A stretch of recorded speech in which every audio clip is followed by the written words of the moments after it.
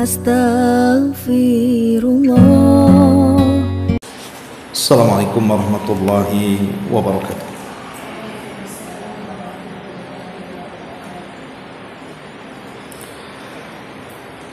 Alhamdulillah wassalatu wassalamu ala Rasulillah wa ala alihi wa sahbihi wa mawalah wa la hawla wa la quwwata illa billahi wa ba'd. Alhamdulillah, di pagi menjelang siang ini kita bisa meneruskan kajian kita membahas kitab Umdatul Ahkam, kumpulan hadis-hadis Nabi SAW yang khusus diriwayatkan Bukhari Muslim, dari hadis-hadis yang membicarakan tentang fikih Islam. Dan kita masuk pada hadis yang ke-8. Kita baca hadisnya. An Humran Maula Utsman ibni Affan annahu ra'a Utsmana radhiyallahu anhu da'a biwudu'in fa afragha ala yadayhi min ina'ihi fa ghasalahuma 3 marratin thumma adkhala yaminahu fil wudu' thumma tamadmada wastanshaqa wastanthara ثم غسل وجهه 3 ويديه إلى المرفقين 3 ثم مسح برأسه ثم غسل كلتا رجليه 3 ثم قال رأيت النبي صلى الله عليه وسلم توضأ نحو وضوء هذا وقال من توضأ نحو وضوء هذا ثم صلى ركعتين la yuhadditsu fihima nafsahu ghafarallahu ma taqaddama min dhanbi. Dari Humran, mantan budaknya Utsman ibn Affan radhiyallahu anhu, dia melihat Utsman meminta air wudu, lantas menuangkan air tersebut dari wadahnya pada kedua telapak tangannya, sekaligus membasuh kedua tangannya 3 kali. Beliau lantas mencelupkan tangan kanannya ke dalam air tersebut, kemudian berkumur-kumur memasukkan air ke dalam hidung dan mengeluarkannya. Lalu beliau membasuh wajahnya 3 kali, kemudian membasuh kedua tangannya sampai kepada kedua sikutnya 3 kali, lantas mengusap kepalanya. Setelah itu beliau membasuh kedua kakinya 3 kali, kemudian mengatakan, aku melihat Nabi SAW berwudu seperti wuduku ini.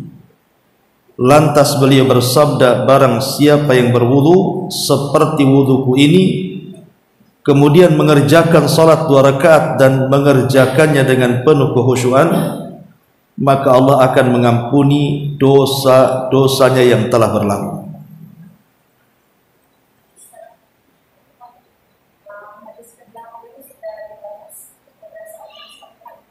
Tidak apa-apa, diulang lagi. Kemudian hadis yang ke-9,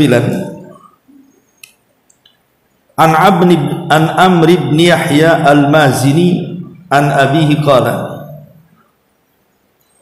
syahidtu Amr ibn Abil Hasan sa'ala Abdullah ibn Zaidin an wudu'i Rasulillah sallallahu alaihi wasallam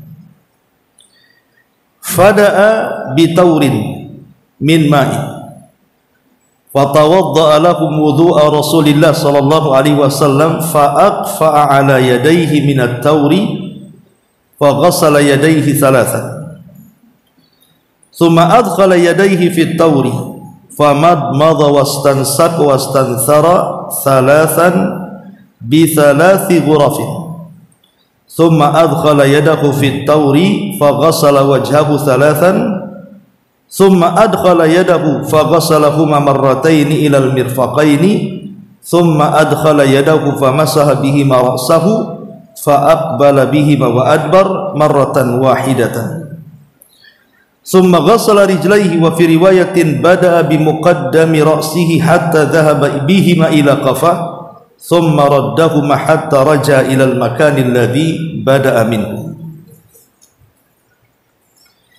وفي رواية آتانا رسول الله صلى الله عليه وسلم فأخرجنا له ماء في التور من صفر. Dari Amr ibn Yahya al-Mazini, beliau berkata dari bapaknya bahwa dia mengatakan, aku menyaksikan Amr ibn Abi al-Hasan bertanya kepada Abdullah ibn Zaid tentang tata cara wudu Nabi sallallahu alaihi wasallam. Abdullah pun lantas meminta sebaskom air dan memberikan contoh wudu kepada orang-orang sesuai dengan tata cara wudu Nabi. Beliau menuangkan air dari baskom tersebut pada kedua telapak tangannya, lalu membasuhnya 3 kali.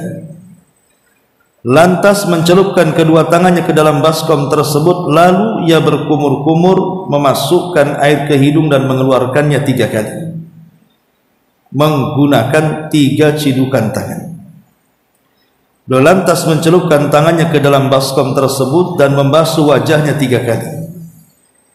Lalu beliau mencelupkan tangannya ke dalam baskom lagi dan membasuh tangannya sampai ke sikunya sebanyak 2 kali. Kemudian mencelupkan tangannya dan menggunakan untuk mengusap kepala sekali dari baskom ke depan dan kembali dari depan ke belakang. Lalu beliau membasuh kedua kakinya. Dalam riwayat, beliau mengusapkan kedua tangannya dari bagian depan sampai tengkuk dan mengembalikan lagi pada posisi awal di mana beliau mulai mengusapkan kedua tangannya.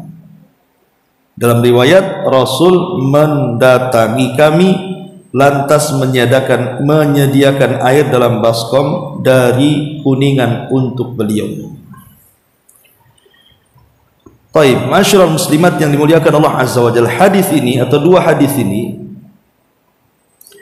adalah 2 hadis yang paling lengkap yang berbicara tentang tata cara wudu Nabi. Inilah 2 hadis yang paling lengkap dari seluruh hadis Nabi sallallahu alaihi wasallam yang bicara tentang tata cara wudu Nabi sallallahu alaihi wasallam.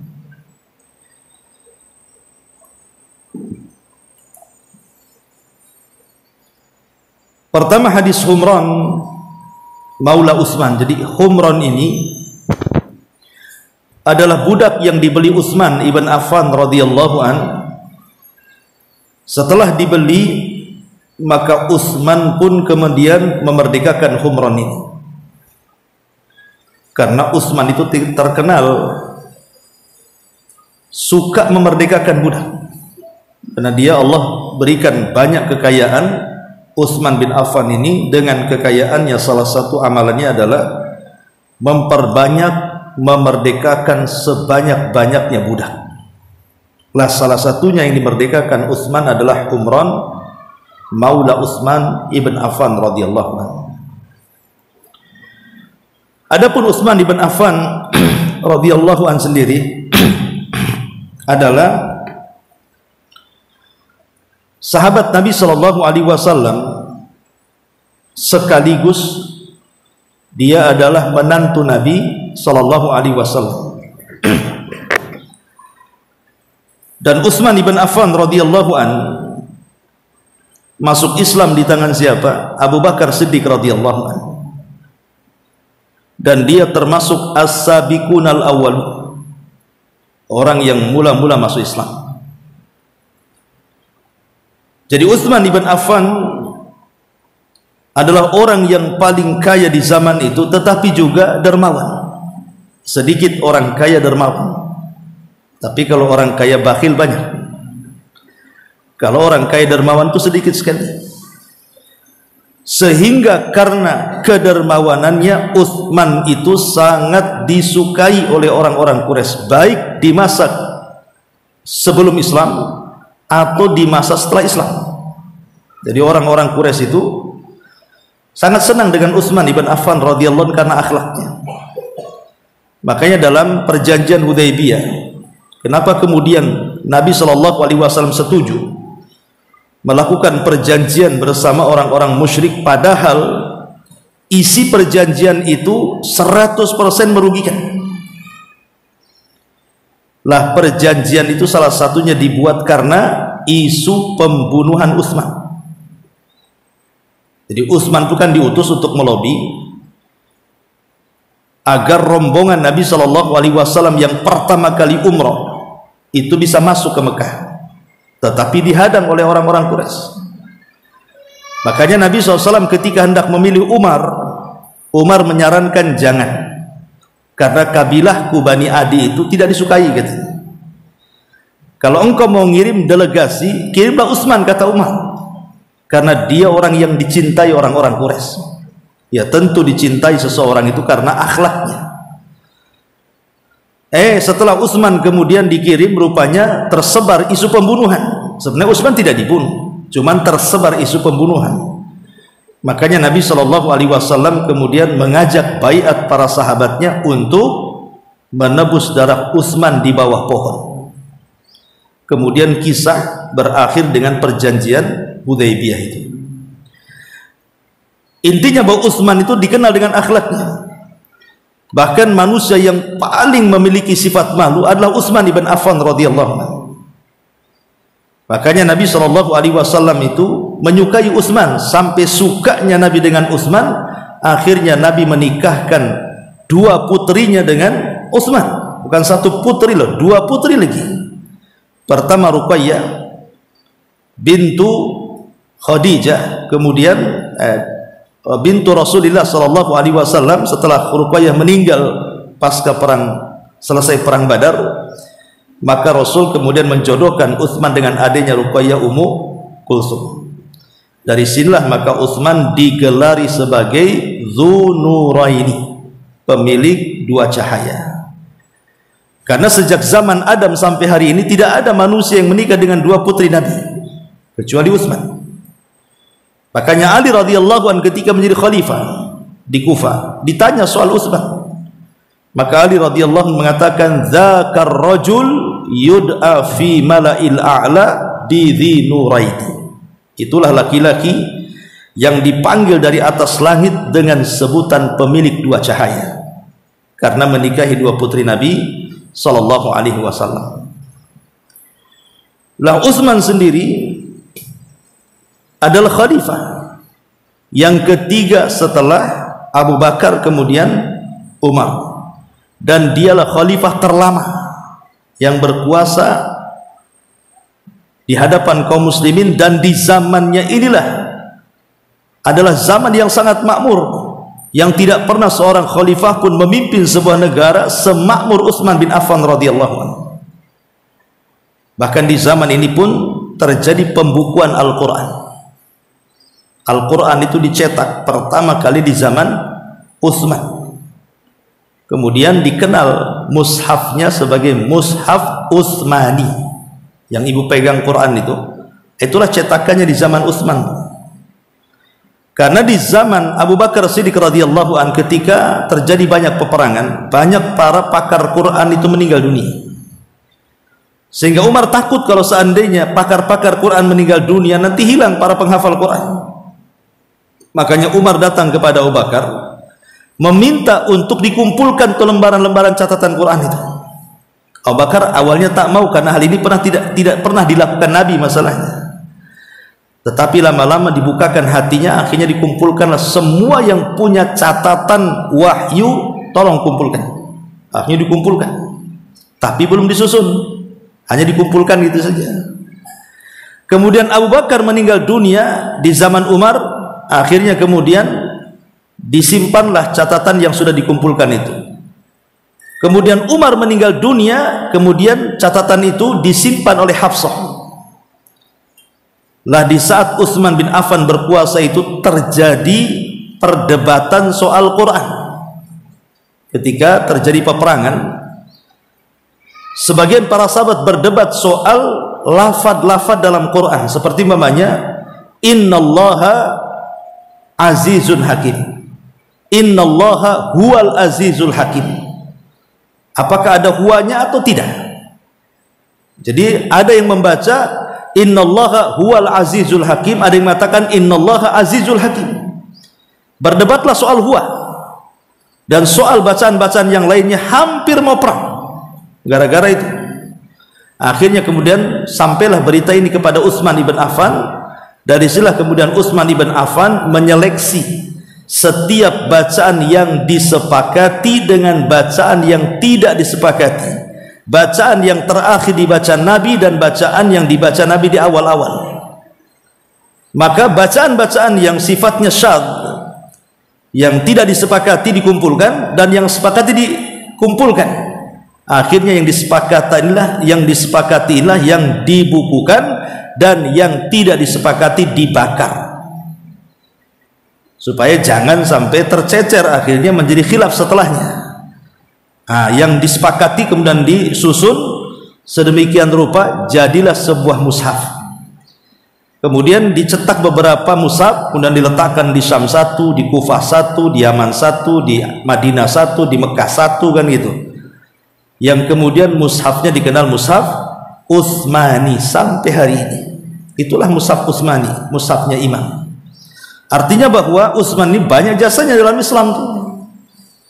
Tapi sayang kemudian dia dibunuh sesuai dengan sabda Nabi SAW. Dia dibunuh dengan cara sadis oleh orang-orang Khawarij Sabaiyah. Dan dia sedang membaca Quran, dia sedang berpuasa lagi, dan dia bersabar dan mengharap pahala Allah atas kematiannya. Radhiyallahu an wa radu'an. Itulah Utsman ibn Affan, biografi singkat dari beliau. Lalu Humran ini pernah melihat Utsman meminta kepadanya wadu. Dalam bahasa Arab itu ada wudu, ada wadu. Ya, kalau wudu itu perbuatannya, kalau wadu itu bendanya, airnya. Jadi bahasa Arab itu beda ya, beda sedikit harokat aja, beda makna tuh. Kalau wudu perbuatannya, kalau wadu ya airnya, gitu ya. Seperti mamanya sahur dengan suhur. Kalau suhur ya perbuatannya, kalau sahur yaitu makanannya yang kita makan itu. Sama dengan wadu dan wudu. Kalau wadu perbuatannya, kalau wudu airnya. Nah di sini Utsman ibn Affan radhiyallahu anhu mencontohkan, dan ini bentuk daripada semangatnya para sahabat untuk berlomba-lomba menyampaikan ilmu. Dan harusnya juga kita demikian. Jadi ibu kalau habis ngaji kemudian dapat faedah ilmu dari para asatid, sampaikan juga di luar. Sampaikan kepada keluarga, sampaikan kepada tetangga, sampaikan kepada kerabat dekat, teman-teman, dan siapapun yang berhajat kepada dakwah dan ilmu. Karena di sini Humran Maula Utsman ibn Affan ini menceritakan tentang wudunya Rasul lewat Utsman ibn Affan. Dan di sini juga menunjukkan keikhlasan Utsman ibn Affan mau menyampaikan apa yang dilihat dia saat wudunya Nabi SAW. Jadi yang sifatnya praktek ini kan mudah diingat. Jadi ibu kalau mau berdakwah mengenai tentang sholat, tentang wudu yang sifatnya ada prakteknya gitu ya, maka dengan praktek itu biasanya orang mudah sekali untuk mencerna, menghafal, dan mengamalkannya. Nah, makanya di sini dipraktekkan, begini loh cara wudu Nabi. Kata Humran Maula Utsman saat dia melihat Utsman meminta air kemudian melakukan wudu yang wudunya persis seperti wudu Nabi SAW. Masyaallah muslimat yang dimuliakan Allah Subhanahu wa taala. Adapun kita ambil faedah dari hadis ini. Yang pertama, hadis ini disyariatkan mencuci kedua tangan 3 kali. Hadis ini mensyariatkan kepada kita sebelum wudu mencuci tangan 3 kali. Dan kalau dia melakukan setelah tidur malam, maka mencuci tangan sebelum berwudu itu hukumnya wajib menurut Hanabilah, menurut madhab Ahmad. Jadi ibu tidur malam nih, kemudian bangun subuh. Nah, sebelum berwudu bu, ibu cuci tangan dulu 3 kali. Itu hukumnya wajib dalam madhab Hambali. Tetapi kalau selain daripada bangun tidur, maka sunnah saja hukumnya. Nah, di sini disunahkan sebelum berwudu mencuci kedua tangan 3 kali sebelum memasukkan kedua tangan ke dalam air wudu untuk berwudu. Jadi begini maksudnya bu, umpamanya ini ada baskom nih, ya. Jadi ibu jangan langsung memasukkan air wudu, tetapi ambil sedikit di luar baskom baru dicuci.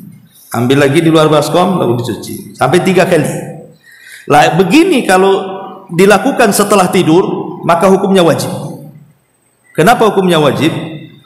Karena yang namanya orang tidur itu bukan tidak sadar tangan kita ada di mana. Boleh jadi garuk sana garuk sini kan, nginap sana nginap sini, sebagaimana Rasul mengatakan fa innahu la yadri aina batat yaduhu. Karena orang tidak tahu di mana tangannya menginap saat tidur itu. Bisa saja dia menggerayangi tempat-tempat najis kan.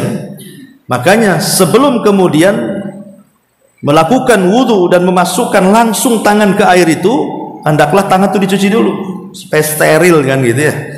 Jadi sebelum ada corona kemarin, Islam itu sudah mengajarkan mencuci tangan 14 abad yang silam. Jadi Islam itu agama yang mengajarkan kebersihan. Ini yang pertama. Kemudian yang kedua, at-tayammun fi tanawuli ma'il wudhu li ghaslil a'dha. Perhatikan yang kanan. Perhatikan yang kanan sebelum yang kiri. Jadi ketika mencuci anggota badan wudhu itu, semua dimulai dari sebelah kanan. Semua dimulai dari sebelah kanan, karena itu adalah tata cara wudhu Nabi SAW, dan perkara kanan itu lebih disukai Nabi. Kemudian yang nomor 3, disyariatkan tamadmad wal istinsak wal istinthar, berkumur-kumur memasukkan air ke mulut. Kemudian al-istinsak memasukkan air ke hidung. Kemudian al-istinthar mengeluarkan air dari hidung. Jadi ada 3 perkara di sini.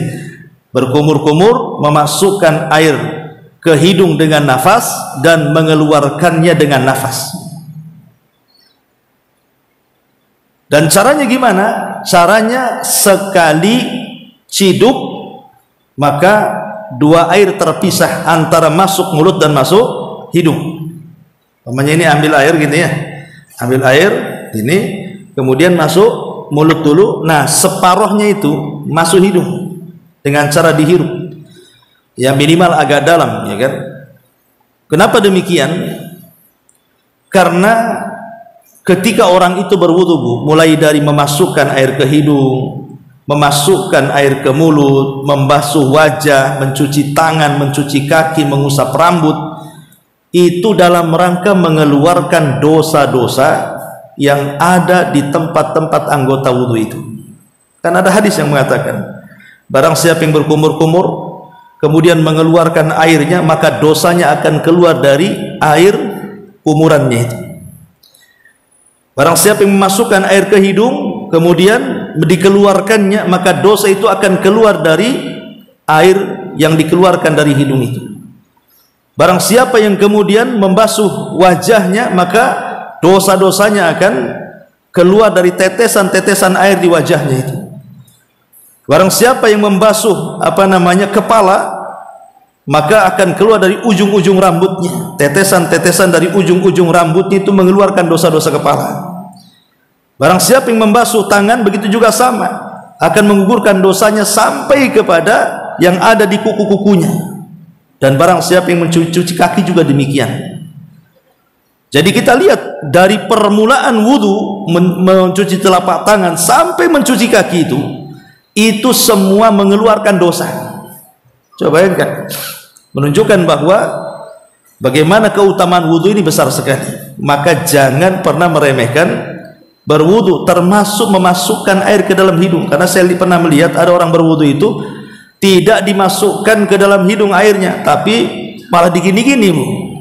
Ya, cuma dipegang-pegang biar mancung hidungnya begitu kan, repot ya kan. Ya, bukan begitu dimasukkan airnya. Karena apa? Untuk mengeluarkan dosa. Selain mungkin dari segi kesehatan ya, sudah jelaslah tanya dokter. Tetapi kan kita bisa ditinjau dari segi syariat bahwa dengan cara seperti itu akan keluar dosanya. Lah sedemikian besarlah pahala wudu itu sampai-sampai Nabi SAW itu mencontohkan berwudu untuk setiap kali sholat. Ya, berwudu untuk setiap kali sholat. Jadi datang duhur wudu lagi, datang asar wudu lagi, datang maghrib wudu lagi, datang isya wudu lagi, datang subuh wudu lagi. Walaupun dia punya wudu, walaupun tidak batal. Pamannya habis duhur itu sudah wudu ya, wudu itu sudah wudu. Kemudian datang asar sebenarnya nggak batal, tetapi Nabi SAW wudu lagi dalam rangka tajdidul wudu, memperbaharui wudu. Kenapa coba diperbaharui? Karena tadi ya, setiap orang yang berwudu itu seluruh kesalahan dalam badannya itu keluar. Karena kan wudu mencakup semua anggota badan manusia dari kepala sampai kaki, itu masalahnya. Lah siapa di antara kita yang tidak melakukan dosa? Setiap hari kita melakukan dosa. Lah menggugurkannya itu dengan cara berwudu tuh. Ya, makanya kemudian di sini perhatikan juga tentang memasukkan air ke dalam hidung dan mengeluarkannya. Ya, ini juga di antara faedah yang ketiga. Kemudian faedah yang keempat, ghaslul wajhi thalathan, mencuci wajah 3 kali. Kemarin sudah dijelaskan mulai dari tumbuhnya rambut. Di sini tumbuh rambutnya, ini tumbuh rambut namanya ini. Nah, dari sini. Bagaimana kalau dia botak? Ya jangan lihat orang botak. Orang botak lihat kepada orang yang punya rambut. Jangan orang yang punya rambut melihat kepada orang botak, bingung kan? Jadi lihatlah orang yang punya rambut, kira-kira tempat tumbuhnya rambut di kepala itu sebelah mana umumnya. Nah, mulai dari sini kan, umumnya di sini ya. Kemudian sampai kepada dakan sini, sampai kepada dakan, tempat tumbuhnya janggut kalau laki-laki ya. Ini apa namanya, memanjang sifatnya ya, tapi kalau melebar gitu ya, maka disebutkan mulai daripada apa namanya, udhun ilal udhun, kuping ke kuping gitu ya. Jadi itulah wajah. Jadi wajah itu kita usap dari sini sampai ke daun telinga sini, terus pokoknya yang nampak kalau ibu ngaca itulah wajah. Belakang kan bukan wajah karena gak nampak, jadi tidak perlu sampai belakang. Kemudian juga yang nomor 5, disyariatkan mencuci kedua tangan sampai sikut, mirfaq tuh di sini, sampai sini ya. Jangan sampai di sini saja, sampai ujung, bukan, sampai sini juga. Ini ya. Sampai bawah tak di situ. Kemudian juga masu jami'i ra'si marratan wahidatan, membasuh seluruh kepala 1 kali saja. Semua riwayat yang menjelaskan tentang wudunya Nabi SAW, baik secara perbuatan ataupun ucapan Nabi SAW, hanya 1 kali mengusap kepala. Coba cek semua hadis ya, cuma 1 kali saja, karena memang itu mimbabi takhfif. Jadi mengusap kepala itu hanya perkara yang apa namanya, takhfif, keringanan. Sebab kalau kepala kemudian disuruh mencuci seperti tangan dan kaki, agak kerepotan kan, namanya ada rambutnya. Makanya syariat kemudian meringankan kepala tanpa dicuci, cukup diusap saja. Artinya lebih ringan dibandingkan mencuci tangan dan mencuci kaki atau wajah, sehingga tidak diperlukan usapan lebih daripada 1 ya, cukup 1 saja. Itu pun kemudian sisa airnya yang ada di tangan untuk mencuci, untuk mengusap kedua telinganya ya. Kemudian juga di sini di antara faedahnya, ghaslu ar-rijlaini ma'al ka'baini thalathan, mencuci kedua kaki sampai mata kaki. Kemudian yang nomor 8, wujubu tartib, wajibnya tartib. Wudu itu tartib betul-betul, jangan dari kaki dulu, atau dari wajah dulu, atau dari tangan dulu, tidak harus tartib. Sebagaimana yang dicontohkan oleh Utsman bin Affan radhiyallahu an dan juga hadis yang ke-9-nya. Kemudian juga yang nomor 9, bahwa yang disifati Utsman bin Affan tentang wudunya, beliau yang mencontoh Nabi, dan juga hadis yang ke-9, ini adalah sifat wudu Nabi SAW yang sangat sempurna. Kalau ingin ibu melihat bagaimana cara wudu Nabi, baca 2 hadis ini. Inilah cara wudu Nabi. Ya. Kemudian juga yang nomor 11, nomor 10, masyru'iyatus salati ba'dal wudu. Yang nomor 10, disyariatkan salat setelah wudu yang disebut dengan salat sunnah wudu. Sebagian para ulama mensyaratkan bahwa salat sunnah wudu itu sebelum air wudu yang di badan kita masih basah. Jadi ibu wudu kan masih ada bekas-bekas airnya itu ya, umpamanya di tangan masih ada, di kaki, itulah disunnahkan salat sunnah. Tapi kalau sudah kering, sebagian mengatakan tidak ada sunnah wudu. Artinya umpamanya wudunya pagi, kemudian malam pula ibu salat sunnah wudunya, ya tidak ketemu lah gitu. Jadi selama masih ada basahan air wudu itu disunnahkan salat wudu. Dan pahalanya yang nomor 11, bahwa siapa yang antara wudu dengan salat, dia berusaha memperhatikan, jadi tidak ada was-was apapun, dan betul-betul memperhatikan kehusyuannya setelah wudu langsung salat itu, maka disitulah sebab di mana Allah akan ampuni dosa-dosa kita. Jadi antara wudu dengan salat 2 rakaat, di tengah-tengahnya itu betul-betul penuh dengan kehusyuan, tidak ada pikiran ini itu, maka kata Nabi SAW, ghafarallahu ma taqaddama min dzambihi, maka itu sebab di mana Allah Subhanahu wa taala akan mengampuni dosa-dosanya yang telah berlalu. Kemudian yang nomor 12, bahwa hadis ini juga sebab tamamis salati wa kamaliha, sebab sempurnanya salat dan juga sahnya salat. Wudu itu menentukan sahnya salat, Bu. Kalau tidak berwudu ya tidak sah salatnya. Dan kalau berwudu sah, bukan hanya sah, tetapi salatnya juga akan sempurna. Kenapa? Karena dimulai dengan apa? Dengan ibadah. Wudu kan ibadah. Jadi ketika wudu saja dosa-dosa kita sudah diampuni, itu sudah rontok dengan air-air wudu kan. Ketika masuk waktu salat, maka lebih khusyuk lagi, lebih rontok lagi itu dosa-dosa itu. Makanya kemudian kalau betul-betul orang itu sempurna wudunya, masuk ke dalam salat, maka dia akan merasakan khusyuknya salat. Karena dosa yang mempengaruhi orang itu tidak khusyuk salat itu kan dosa sebenarnya. Dosa itu membawa ketidakkhusyuan orang ibadah. Dosa itulah yang membawa orang tidak tenang hidup. Nah kalau dosanya roboh, rontok, hilang, gugur gitu ya, maka timbullah ketenangan. Makanya kalau wudunya benar, maka dia akan merasakan lezatnya sholat.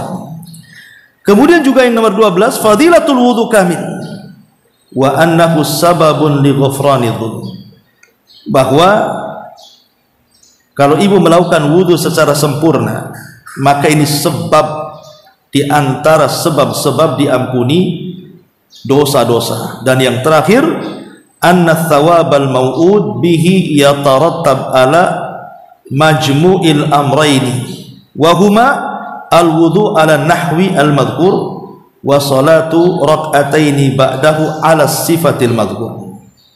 Bahwa pahala yang dijanjikan yang sangat besar itu kalau terkumpul 2 perkara. Pertama wudu, dan yang kedua salat 2 rakaat, salat sunnah wudu. Ini diantara faedah hadis ini, hadis Utsman ibn Affan radhiyallahu anhu. Masyarul muslimat yang dimuliakan Allah Subhanahu wa taala. Dan perlu ibu ketahui di sini dalam 2 riwayat ini Nabi SAW memerintahkan kita untuk mengulang 3 kali. Maka kalimat 3 kali ini adalah kalimat maksimal dalam pembasuhan. Kalimat maksimal ya, artinya tidak boleh lebih dari 3. Jadi paling banyak 3. Kalau mencuci tangan ya paling banyak 3, jangan ditambah 4. Biar bersih Ustaz, kalau 4 apalagi 5 kan makin bersih, kan tujuan wudu bersih. Tidak. Niat baik itu belum tentu benar, gitu ya. Niat baik itu belum tentu benar. Tetapi kalau sudah benar, pasti niatnya baik. Dan benarnya sebuah amalan itu ditentukan dengan al-ittiba, mencontoh Nabi. Jadi harus mencontoh Nabi. Nabi mengajarkan 3 kali 3 kali, ngapain ditambah 4 kali? Karena ada hadis yang mengancam, faman zada faqad asaa wa zalama. Siapa yang menambah dari 3 basuhan itu, maka telah salah wudunya dan telah berlaku zalim. Berarti tidak boleh menambah dari 3. Tapi kalau mengurang boleh. Umpamanya wudu cuma 1 kali basuhan atau 2 kali basuhan dan paling banyak 3 kali basuhan. Makanya Imam Bukhari menyebutkan dalam Sahih Bukhari itu bab marratan, bab marrataini, bab salasa marrat. Bab wudu dengan sekali basuhan, bab wudu dengan 2 kali basuhan, bab wudu dengan 3 kali basuhan. Jadi 3-3-nya dibolehkan, tapi jangan ditambah ya. Dan harus dibasuh juga gitu ya. Artinya dibasuh minimalnya 1 kali, itu yang wajib. Adapun yang 2 dan yang 3 itu hukumnya sunnah Nabi SAW. Taib, untuk mengingatkan memori kita pada kajian minggu yang lalu, ketika kita berbicara dengan wudu. Wudu itu kan ada sunnah-sunnahnya, ada rukun-rukunnya. Ya. Bahasa rukun dalam wudu itu sama dengan wajib. Kalau istilah inilah wajib wudu, ya maksudnya rukun wudu. Gitu. Lain dengan sholat, ada rukunnya sendiri, ada wajib sendiri, ada sunnah sendiri. Tapi kalau masalah wudu, ya kalau disebut wajib ya rukun, kalau disebut rukun ya wajib gitu ya. Apa saja di antara arkanul wudu itu? Jadi rukun wudu itu jumlahnya berapa? 6. Ya, rukun wudu itu jumlahnya 6. Kalau sampai kemudian kita meninggalkan 1 di antara 6 rukun ini, maka tidak sah wudunya. Dan ingat, rukun tidak bisa digantikan, tidak bisa kemudian dianggap sah kalau karena lupa atau karena unsur ketidaksengajaan.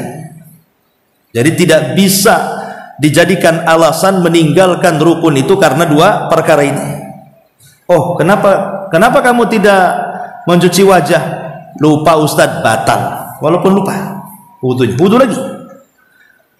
Yang satu yang mengatakan tak mencuci kaki. Kenapa tak mencuci kaki? Oh ya, saya tidak tahu. Batal walaupun tidak tahu. Jadi rukun itu tidak ada alasan apakah ibu punya ilmu atau tidak punya ilmu, lupa ataukah ingat, sengaja atau tidak disengaja, rukun itu tidak boleh ditinggalkan. Kalau ditinggalkan karena lupa, karena tidak ingat, karena jahil, tetap batal wudunya. Jadi harus datangkan. Berapa rukun wudu? Ada 6. Rukun wudu ada 6. Apa saja? 1. Rukun wudu itu yang pertama adalah ghaslu jami'il wajhi, mencuci semua wajah. Ini yang pertama. Dan di dalam wajah itu ada mulut dan hidung, berarti juga memasukkan air ke mulut dan memasukkan air ke hidung. Itu bagian daripada mencuci wajah. Yang kedua, ghaslul yadaini ilal mirfaqaini, mencuci kedua tangan sampai sikut. Ini rukun. Kemudian yang ketiga, maskhur ra'si, mengusap kepala. Ini rukun, tidak bisa ditinggalkan. Kemudian yang keempat, ghaslu rijlaini ilal ka'baini, mencuci kedua kaki sampai ke 2 mata kaki. Ini juga rukun, tidak bisa ditinggalkan dalam wudu. Kemudian yang nomor 5, tartib. Tartib itu ya sesuai dengan urutan yang diajarkan Nabi, dari tangan dulu, wajah dulu, mulut dan hidung, kemudian wajah, kemudian tangan, kemudian rambut, kemudian kaki. Itu namanya tartib tuh. Tidak boleh wudu dimulai dari kaki. Ya. Kemudian yang nomor 6, al-mu'alah, Mualat itu jangan sampai terputus terlampau jauh. Namanya kita wudhu baru sampai mencuci tangan, habis pula air, terus melanjutkan ke bengkong sana, jauh kali dari Puskopkar ke bengkong. Nah itu kalau sampai bengkong ya dimulai lagi dari awal lah kan gitu ya. Jadi jangan terlampau jauh jedanya ya. Itu namanya mualah ya. Jangan terlampau jauh jeda ketika membasuh satu anggota badan wudhu ke anggota badan berikutnya, artinya sifatnya terus menerus ya, habis wajah kemudian tangan, langsung habis tangan, kemudian kepala, langsung habis kepala, kemudian kaki, tidak ada jeda. Nah itu namanya mualah ya, itu bagian daripada rukun ya. Adapun di sana ada sunnah-sunnah wudhu. Kalau yang 6 ini rukun ya, tidak bisa ditinggalkan. Tapi kalau sunnah wudhu ini bisa ditinggalkan, gak ada masalah. Kalaupun ibu tidak melakukannya, sah wudhunya. Apa saja? Yang pertama, sunnah wudhu itu ya bersiwak. Bersiwak sebelum berwudhu. Kemudian mencuci kedua telapak tangan. Sebelum berwudhu kita cuci kedua telapak tangan kan. Dan tadi saya katakan kalau habis bangun tidur menurut mazhab Hambali sunnah ya, wajib. Tapi menurut mazhab yang lain sunnah ya. Tapi kalau tidak dari bangun tidur kita cuci tangan 3 kali, itu sunnah saja. Maka kalaupun langsung ibu umpamanya ngambil air, memasukkan air ke mulut, sah-sah saja wudhunya. Umpamanya ibu tidak pakai mukodimah cuci tangan, enggak, langsung aja ambil air langsung ke mulut gitu ya, mencuci wajah, sah-sah.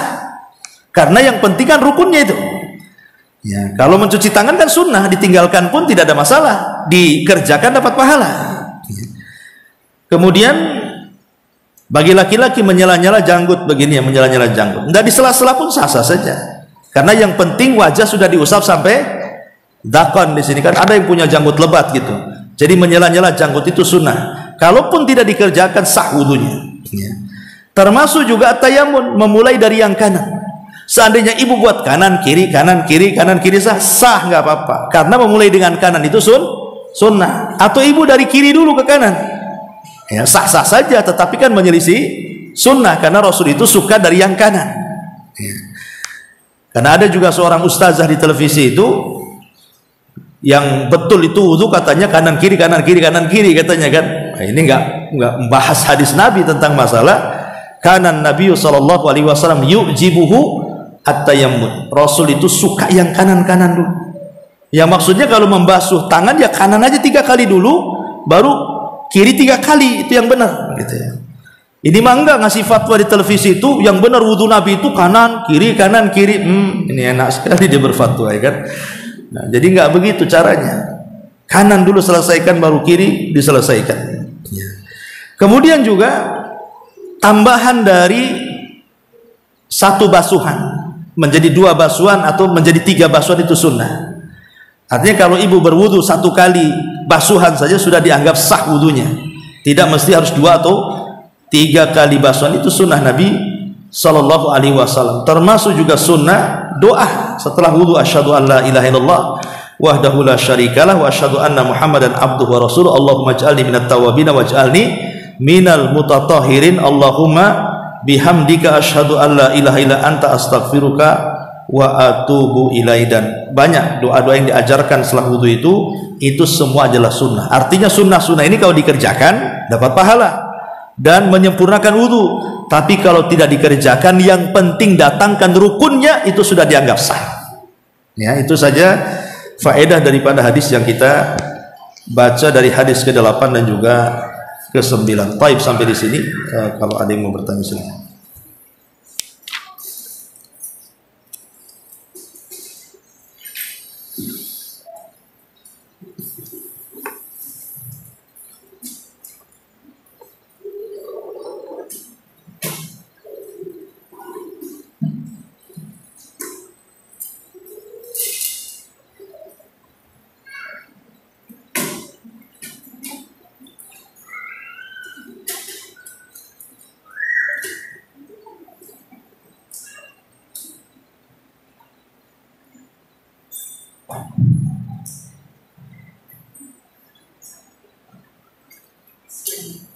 Assalamualaikum warahmatullahi wabarakatuh. Iya, waalaikumsalam. Kemudian tentang sholat sunat tasbih, apa ada hadisnya akan dijelaskan.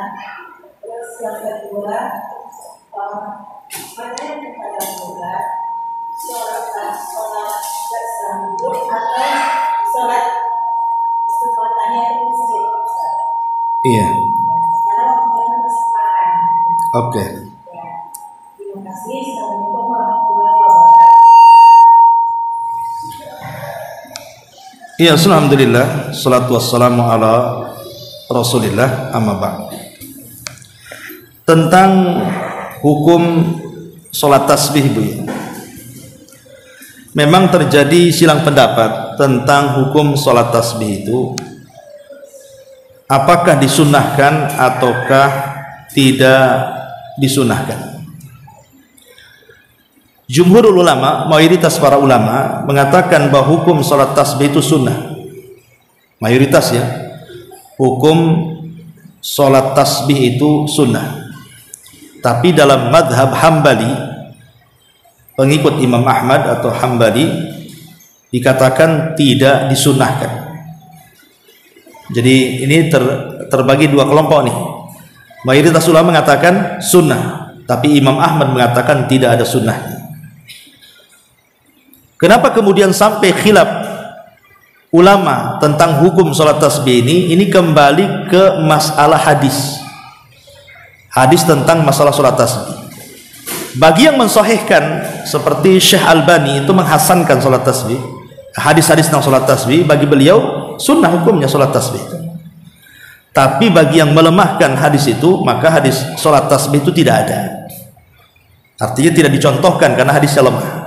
Jadi soal disyariatkan atau tidak itu dikembalikan kepada ulama, ada yang mensahihkan atau ada yang melemahkan. Bagi yang melemahkan tidak ada, bagi yang mensahihkan ada. Itu sebenarnya begitu perselisihan tentang masalah sholat tasbih.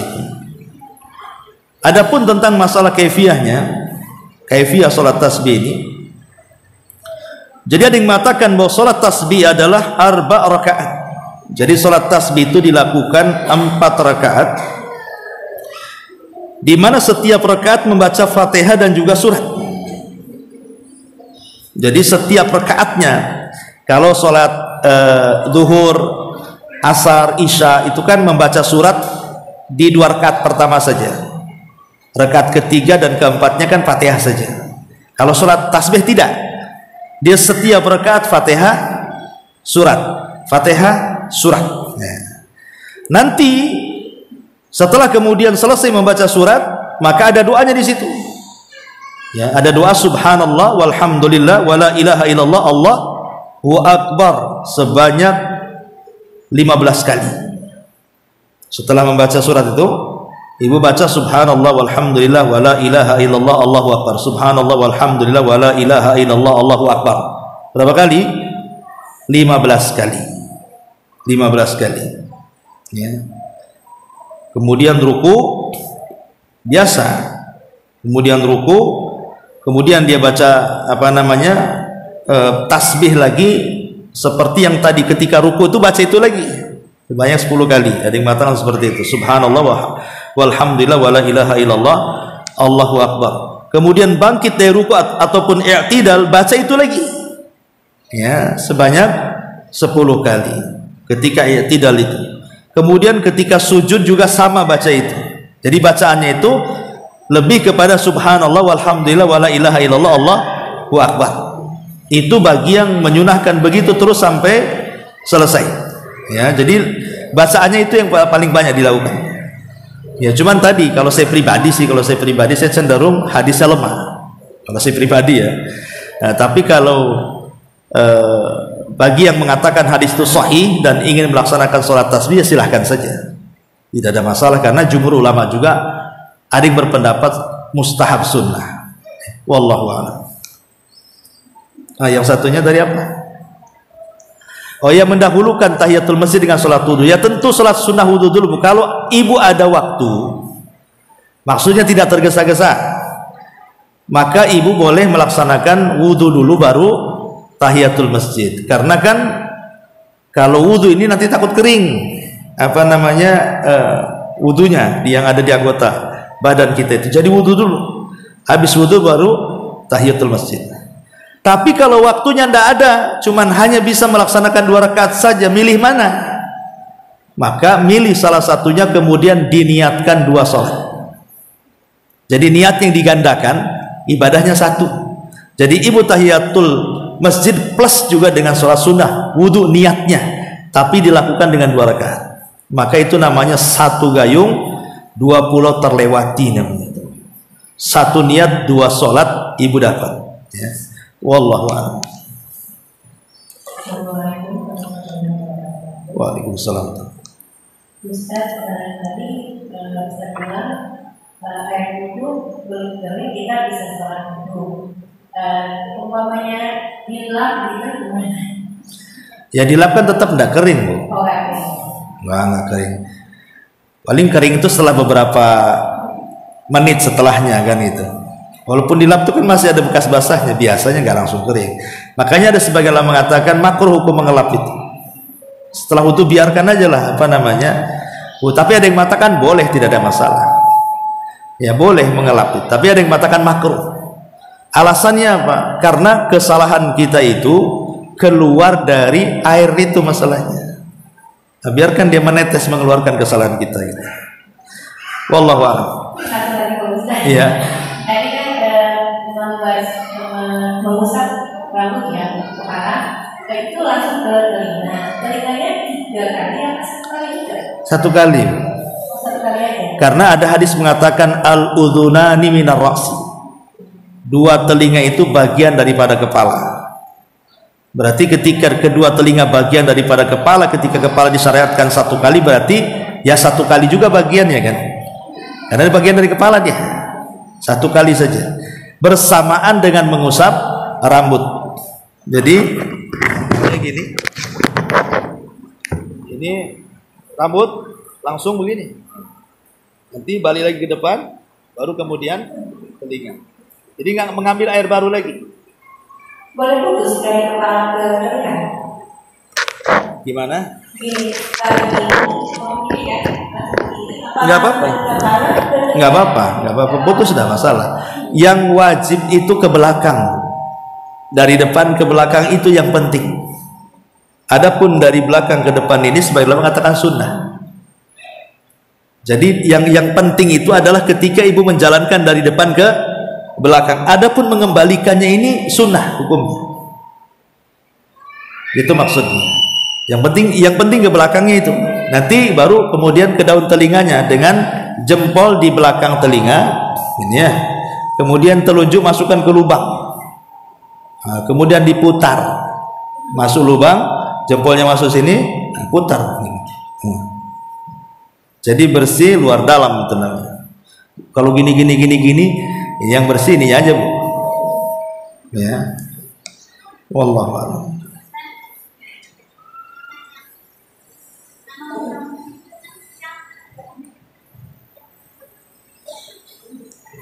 Bismillah. Ustaz, Ya. kita bangun tidur kan depan si tangan Ustaz. Jadi langsung kulitnya pakai air terang. Nah itu gimana Ustaz? Masalahnya Ustaz tapi resistan Ustaz. Itu sah nggak ya Ustaz? Ya sah saja, karena kan mencuci tangan dalam wudu hukumnya sunnah. Cuman kan kalau langsung dimasukkan ke mulut, masukkan penyakit namanya. Namanya orang tidur tidak tahu di mana, tapi mencuci tangannya sebelum wudu itu sunnah hukumnya. Dia bukan rukun, ya sah wudunya. Nah, cuman tadi meninggalkan kalau habis bangun menurut sebagian pendapat ulama di antaranya Hambali mengatakan wajib itu hukumnya. Maksudnya wajib karena dikhawatirkan membawa penyakit gitu saja. Tapi apakah sah wudunya? Sah wudunya. Tidak ada masalah. Yang kedua kalau kita wudu pakai tangan, apa juga ada yang sampai ini? Iya, wudu menggunakan tangan kanan. Tangan kiri itu hanya untuk menopang saja. Umpamanya ngambil air wudu, ditopang air tangan kirinya. Tangan kanan yang penting bermain. Tangan kiri hanya untuk nopang saja. Dia begini. Nah, tetap tangan kanan, walaupun memasukkan air ke mulut pun tangan kanan, tangan kiri itu yang dorong-dorong aja dia. Ibu gimana kalau gilirannya baca? Kan baca, untuk baca kan harus. Iya, tapi yang mengusap-usapkan tangan kan, pamannya nih Bu, kita masukkan ke wajah gini. Yang gini ya, tangan kanannya bukan tangan kirinya. Enggak dua-duanya ya, mainnya main satu ya. Ibu mau main dua gitu ya? Kiri kanan satu aja lah Bu tangan kanan. Ini masih jadi gini. Kan kalau kena semua katanya harus dua kan? Tidak, yang bermain itu tangan kanan saja Bu. Tangan kiri itu hanya bantu. Iya, Allah. Iya. Apakah ada larangan sholat tahiyatul masjid ketika azan berkumandang? Ketika azan berkumandang, sebaiknya tidak dilaksanakan tahiyatul masjid. Jadi dengarkan azan dulu. Ibu masuk masjid, mamanya pas ngaji di sini, masuk waktu maghrib atau waktu isya, jangan sholat tahiyatul masjid dulu, tapi dengarkan azan dulu, supaya ibu dapat dua keutamaan menjawab azan dan keutamaan tahiyatul masjid.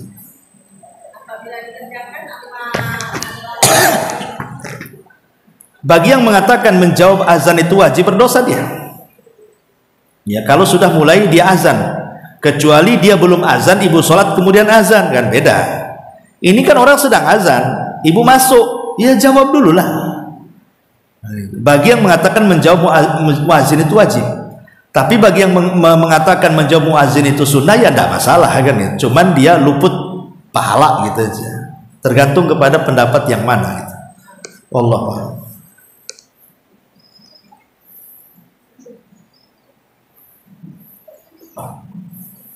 Ustaz, tadi kan Ustaz mengatakan mengangkat adas kecil atau besar itu bisa dengan mencelupkan tangan ke ember gitu Ustaz ya. Nah kalau untuk mengangkat adas besar itu tangan mencelup ke ember itu air itu masih bisa dipakai untuk mengangkat adas besar atau tidak Ustaz? Iya, air itu tidak membuat najis Bu. Jadi ibu bicara soal air mustakmal sebenarnya. Apakah air mustakmal itu bisa digunakan atau tidak? Pendapat yang kuat bisa. Karena air itu tidak mungkin najis dengan sendirinya. Kecuali kalau berubah warna, rasa dan baunya dengan perubahan dari benda najis, baru tidak bisa digunakan. Tapi kalau seandainya, karena Nabi dengan Aisyah pernah mandi satu jolang. Aisyah junub, Nabi junub, dua-duanya junub. Berarti kan bekas mandinya Aisyah kena juga bekas mandi Nabi kan? Bekas Nabi dipakai juga Aisyah, adalah namanya satu bak gitu kan. Kecuali lain beda bak. Berarti air bekas wudhu orang masih bisa digunakan kita untuk berwudhu, atau air bekas mandi orang bisa kita gunakan untuk mandi gitu. Selama air itu tidak najis. Pamanya air bekas mandi orang nggak ada masalah. Pamanya bekas mandi suami atau istri kepada suami, tidak ada masalah, kecuali kalau suami berak di situ berubah warnanya kan, atau kencing di situ berubah warna. Ini ada buktinya nih. Maka masuk dalam kaidah air itu selama tidak berubah rasa, warna, bau, maka jangan dihukumi air najis, walaupun kecipratan najis. Ya. Kalau nggak ada yang merubahnya, berarti kan debit airnya lebih banyak dibandingkan najisnya, karena tidak merubah. Seperti di kolam renang, ibu kencing di situ di dalam kolam tuh, nggak merubah apa-apa, karena airnya lebih banyak. Ya. Kecuali kalau kencingnya lebih banyak daripada airnya, ya tidak bisa. Itu udah jelas kan, itu ya bisa merubah. Wallahu. Ustaz tadi kan sama dengan Indonesia yang salah ketika azan Ustaz. Nah, misalnya itu terjadi ketika subuhnya kesiangan, kan bangun subuh kesiangan, terus ketika salat witir itu udah azan, lebih baik langsung salat witir atau gimana Ustaz? Witir itu bisa diqadha Bu, bisa dilakukan setelah subuh bagi yang tidak pernah meninggalkan. Tapi kalau kadang witir, kadang enggak, kadang witir, ya namanya apa, ngapain diqadha? Waktu bangun aja nggak witir dia, apa gunanya diqadha? Itu bagi yang selalu mengerjakan. Tapi kalau bagi yang kadang-kadang mengerjakan, ya tidak ada hukum qadha bagi dia. Ya. Bisa diqadha kalau witir setelah subuh. Wallahu a'lam. Baik, sampai di sini. Mudah-mudahan ada manfaatnya. Kita tutup. Subhanallah bihamdika asyhadu an la ilaha illa anta astaghfiruka wa atubu ilaik.